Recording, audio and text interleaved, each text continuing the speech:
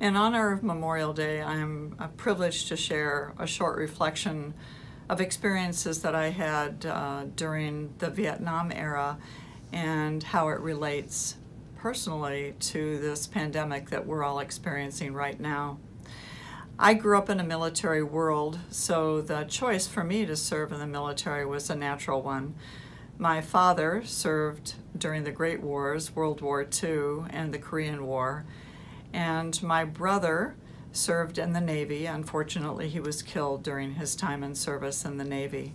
My husband also served 2 terms in Vietnam, was deployed to Vietnam both terms while he was in the Navy as well.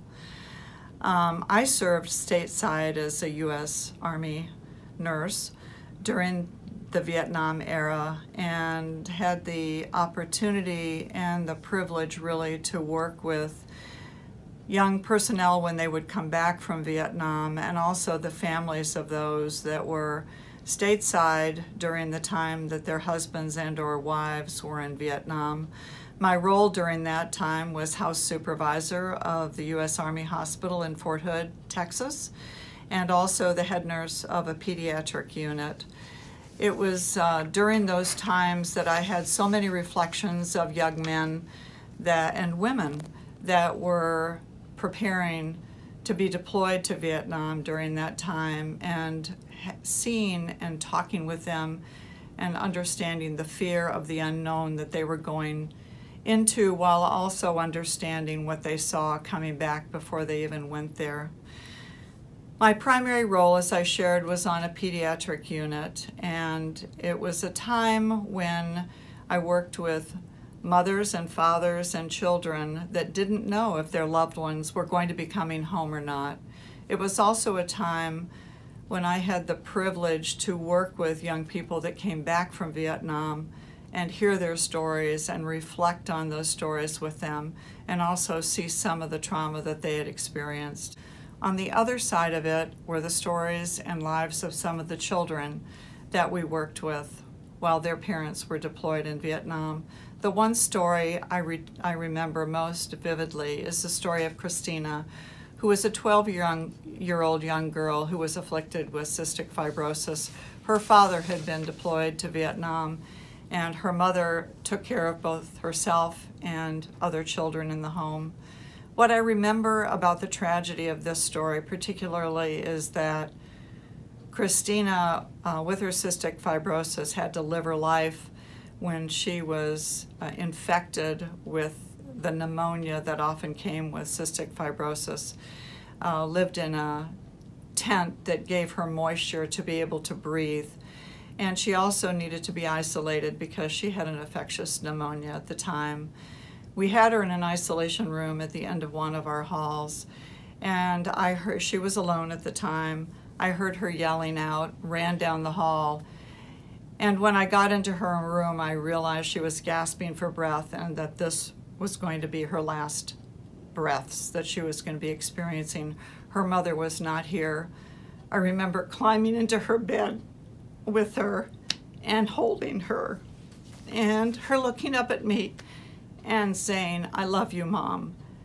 I'd shared that story with her mother after she passed away. Those were her last words, to tell her mother that she loved her.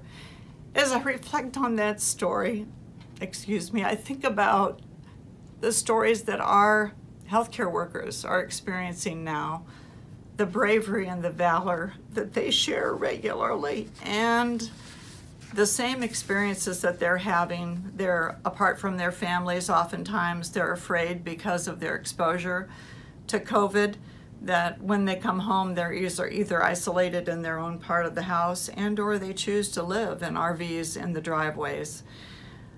During this pandemic, it's very reflective for me of the experience I had in Vietnam. Actually, I think about it in that way from a number of perspectives. We have our staff going into the unknown. They go into it together because they're committed in the military sense to serving our country and to keeping our country safe.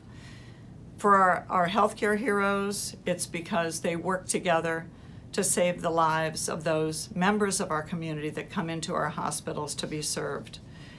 And they sacrificed so much of themselves and of their families during that time. It's truly a privilege to serve, whether it be in the military or whether it be in healthcare during these times, these unexpected times of war and unexpected times of pandemic.